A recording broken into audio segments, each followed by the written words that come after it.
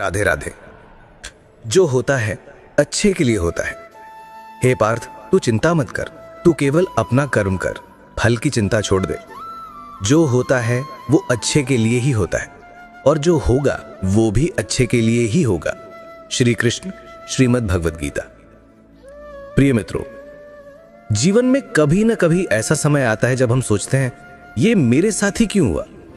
हम किसी कठिन परिस्थिति में फंस जाते हैं, अपने सपनों को टूटते हुए देखते हैं, रिश्ते बिखर जाते हैं या कोई ऐसी घटना घटती है जो हमारे दिल को तोड़ देती है।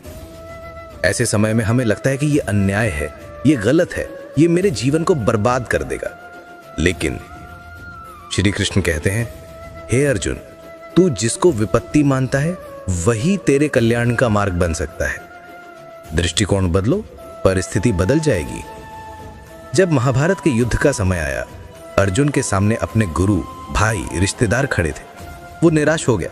उसने अपना धनुष रख दिया और कहा, मैं युद्ध नहीं करूंगा। लेकिन श्री कृष्ण ने समझाया, हे पार्थ, तू परिणाम मत देख, केवल अपना कर्तव्य देख। जो तू आज हार मानकर टाल देगा वही कल तुझे और बड़ी पीड़ा देगा। जीवन भी ऐसा ही है। जो घटनाएं हमें कठिन लगती हैं वही हमें मजबूत बनाती हैं, हमारे भीतर छुपी शक्ति को जगाती हैं।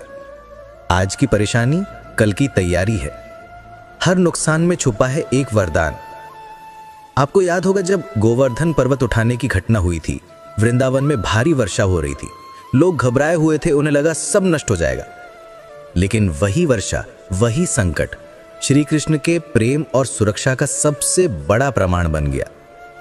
यदि वो संकट ना आता तो वृंदावन के लोग कभी ये अनुभव न करते कि कृष्ण उनकी हर परिस्थिति में रक्षा करते हैं। इसी तरह हमारे जीवन में आने वाला हर संकट हमें एक नया अनुभव, एक नई सीख देता है। भरोसा रखो, जो गया वो अच्छा था, जो आएगा वो और अच्छा होगा। कभी कभी कोई रिश्ता खत्म हो जाता है, कोई नौकरी छूट जाती है, कोई योजना असफल हो जाती है। हम रोते हैं, पछताते हैं, लेकिन बाद में समझ में आता है कि वो अंत एक नई शुरुआत थी। श्री कृष्ण कहते हैं, हे अर्जुन, तू जो खो रहा है वो भी मुझसे ही जा रहा है और जो पा रहा है वो भी मुझसे ही आ रहा है। तू केवल भरोसा रख। 3 वाक्य ये जीवन में याद रखो।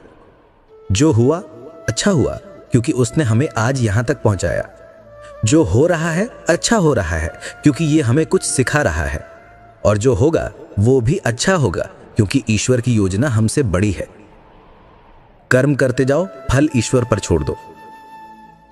गीता का सबसे बड़ा संदेश है, कर्मण्येवाधिकारस्ते मा फलेषु कदाचन।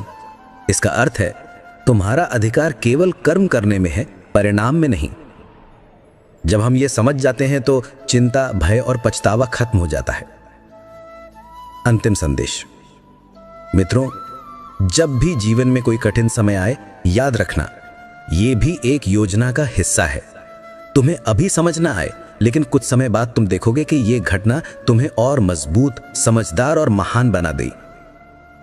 श्री कृष्ण हमें सिखाते हैं, जीवन में जो होता है वो अच्छे के लिए होता है, जो नहीं होता वो भी अच्छे के लिए ही होता है। बस विश्वास बनाए रखो और कर्म करते रहो। राधे राधे।